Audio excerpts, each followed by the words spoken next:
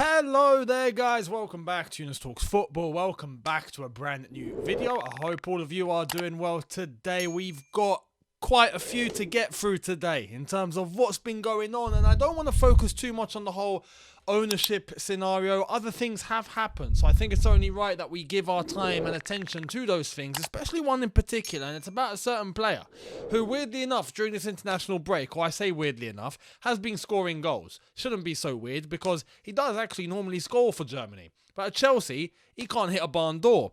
Timo Werner. We'll get to that very, very shortly. Before we jump into all of that, I did hear about the whole new coefficient within UEFA, coefficient teams that qualify for the Champions League despite them not getting top 4 or top 3 or whatever, amount of teams are needed in a certain league in a certain country. In England it's 4, elsewhere it's 3, some 2, some 1. So yeah, coefficients and all of that now jumping in. So for example, Man United or Arsenal or Spurs could finish 6th in the Premier League and still qualify to the Champions League because of their coefficient ranking.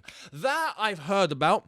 And I want to send you guys in the direction of Mark Goldbridge's video. I'll put a link right here. You can watch that after this because I watched that earlier on and I agree 100% with what he said. So look, if you want my view, basically watch his view because I think he is spot on. Now that news isn't confirmed yet. The Guardian did talk about it today.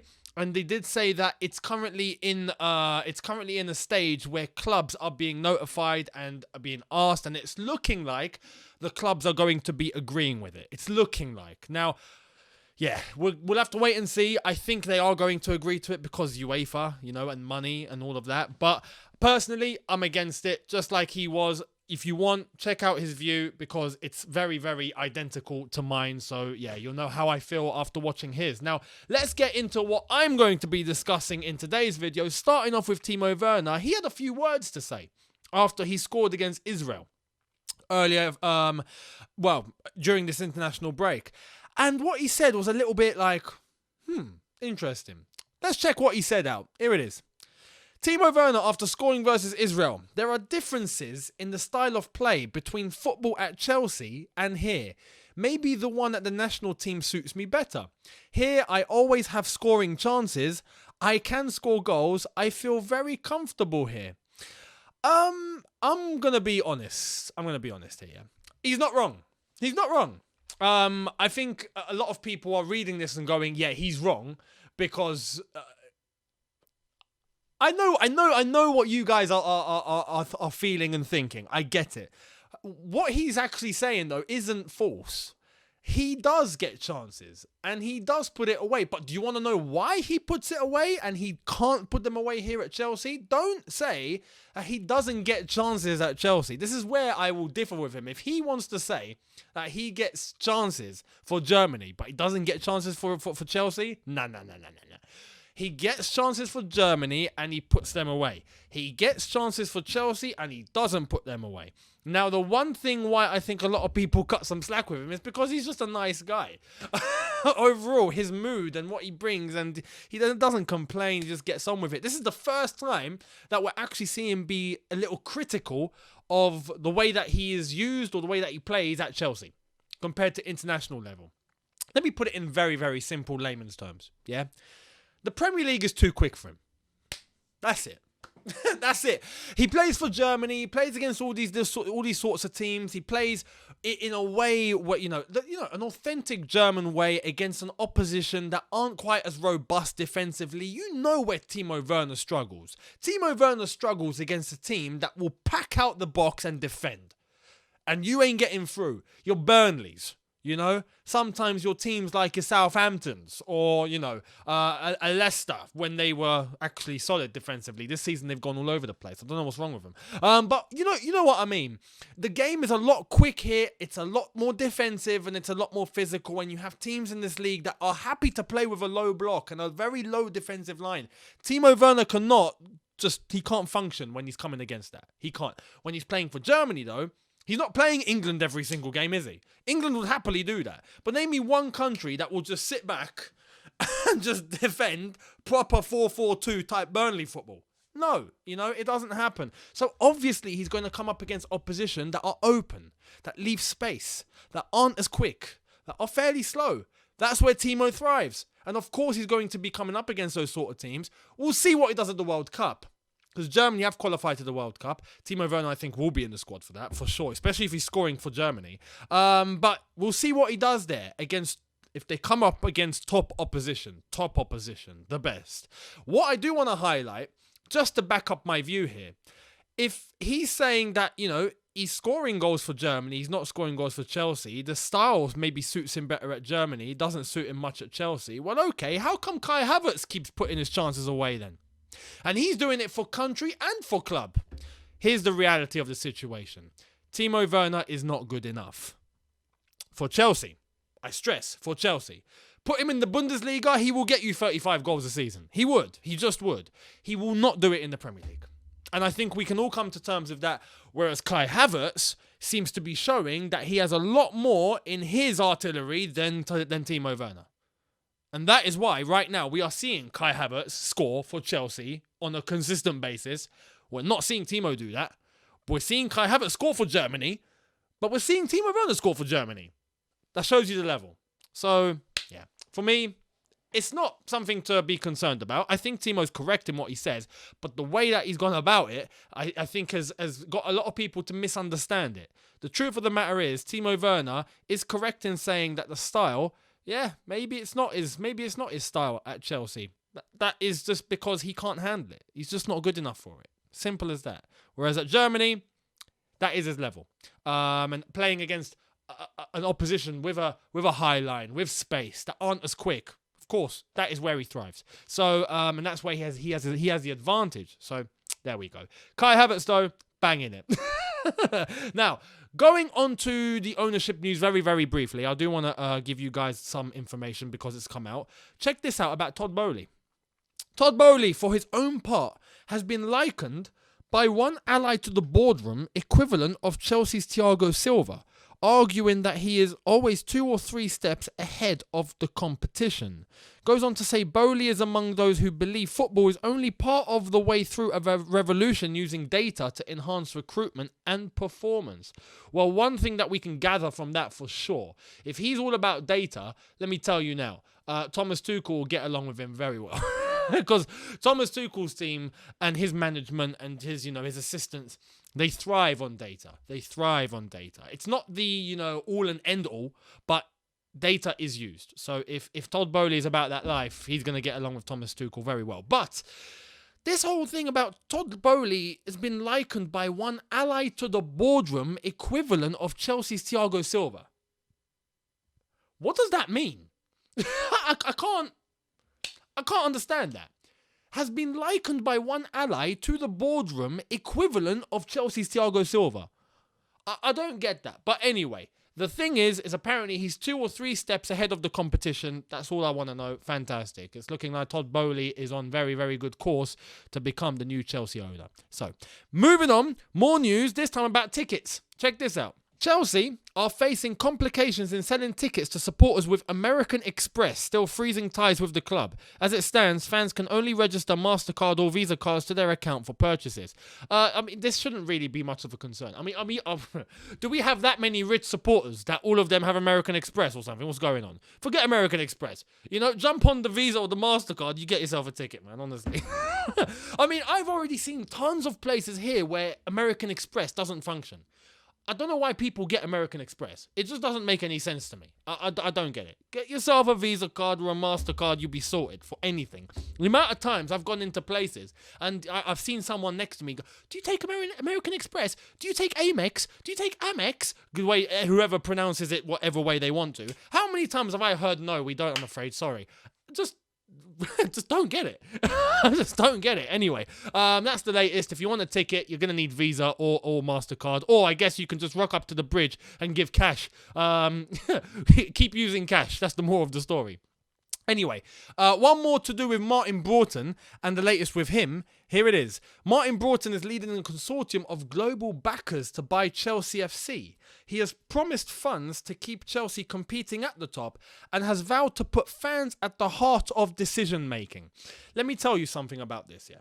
About maybe, 4 or 5 years ago, if that Younes that time heard this, he'd be like, yes, absolutely. Yes, let's do it. Yeah, all the fans at the heart of everything. Now that think I'm a little older, I'm a little wiser. No. Hell no. Hell no. I think it's good to have fan input. To have fans at the heart of decision making, no. That means you don't know what you're doing. That's just the truth. You need a leader. You need someone that's going to take initiative. You need someone that's going to listen. Definitely listen. But sometimes you're going to have to go against the status quo. You're going to have to. And you're going to have to be bold. How many things did we disagree with Roman over the years? Quite a few. Manager sackings, club decisions. We've had a few, right? But he sticks to his guns. And that is what a proper leader has to do. Sometimes you got to go against the status quo. Sometimes you got to go against the majority. And then in the end, they turn around and go, oh, you know what? That wasn't such a bad decision in the end, was it? That's why they're in the positions they're in. And fans remain as just fans. And I don't want to undermine fans. Fans are the essence, for sure. Fans are the essence of any football club. Without fans, it's dead. But in terms of business decisions, now you can have an input. Definitely have an input. Definitely have fan representation. But don't have the fans at the heart of decision making. No. Don't do that. No.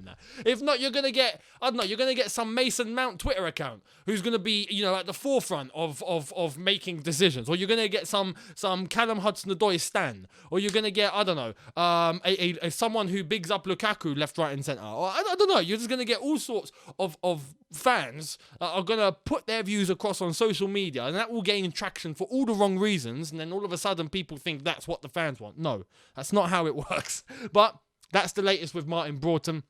And personally, for me, it can be different for you. Let me know in the comments if you agree or disagree with me. But for me, no.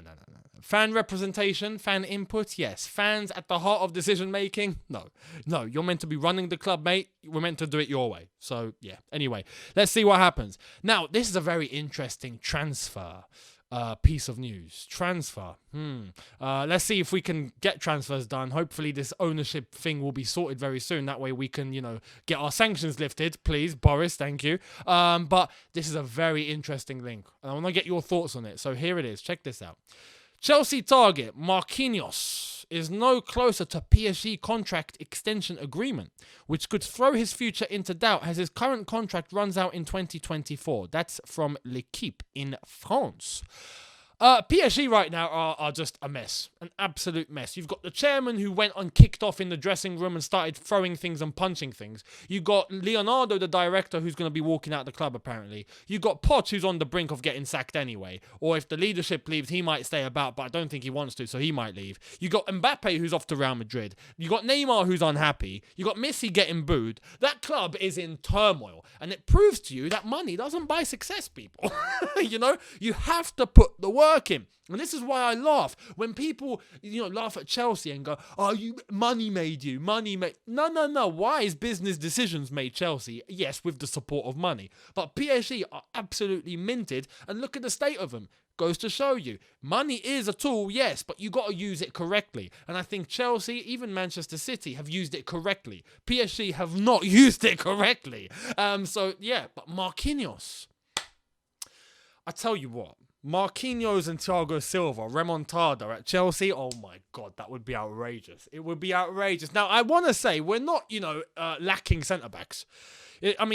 Unless if Rudiger leaves, right? If Rudiger leaves, I look at Marquinhos and I'm like, yes, please. Yes, please. Please. And if we get Konate as well, not Konate, Koundé. If we get Koundé, Konate's at Liverpool. Koundé, if we get Koundé as well, that would be nice. But we've got, Christensen, if he's going to be leaving the club. Aspi, we don't know what's going on, but we've got Chalobah. Yes, we might have to start looking left and right. We're not, depleted. But Marquinhos coming in alongside, whilst maybe Thiago Silva still has a little bit of time, that would be fantastic to see. With Thomas Tuchel managing, I think Thomas Tuchel know exactly what to do with Marquinhos. He's a top centre-back, and I think he's been unlucky because of the way that PSG have been playing. I don't think that defensive line, which looks like a very good defensive line, have been used very well. And I think some people are going to go, oh no, but PSG, look at the amount of goals they let in, or the way that they've been playing is so bad they can't defend. Hey, we said that about Rudiger when Frank Lampard was in charge. You remember? Look at him now. It took 1 season for Rudiger to go from nothing to one of the best centre-backs on the planet. I think Marquinhos would come in and flourish. I really do. So I would love for this to happen, personally. How much money would it cost? We'll have to wait and see. I don't think it'll be cheap, but with a contract not that long left, I think a deal could be done. So, yeah, would you want to see Marquinhos? Let me know in the comment section below. I would love to hear it. Now, I've got 2 pieces of information here that I want to give to you guys because this is just nice to see. It's just really, really nice to see. So let's get right into it. The United States played last night, and they won. And Christian Pulisic, well, he got himself not 1, not 2, but 3. A hat-trick. Check this out. So, Pulisic, a hat-trick for Christian Pulisic last night, and that's on the Chelsea Twitter page. He done the worm. One of his goals was absolutely fantastic. It was a fantastic build-up on the left-hand side. Ball comes central to him. He takes this, like, Dennis Bergkamp-esque sort of touch, goes around the defender, goalkeeper comes out and he slots it in. Beautiful finish, beautiful. But he's on fine form for club and country now. So, yeah, Pulisic, look, get all that sorted and then come back injury-free and we can keep it going. Yeah, we can keep it going, especially against Real Madrid Champions League. We're going to need you for that one.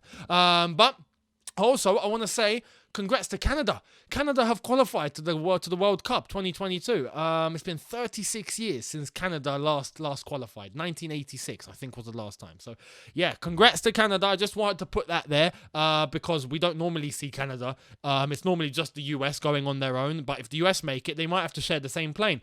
So, you know, congrats to Canada. Well done. Now, this is going to be the last bit that I show you, and it's just beautiful. Not just the men's team that seem to be doing well, not just Thomas Tuchel, but Emma Hayes and the women. They won 6-0 the other day, right? And straight after that, they do this.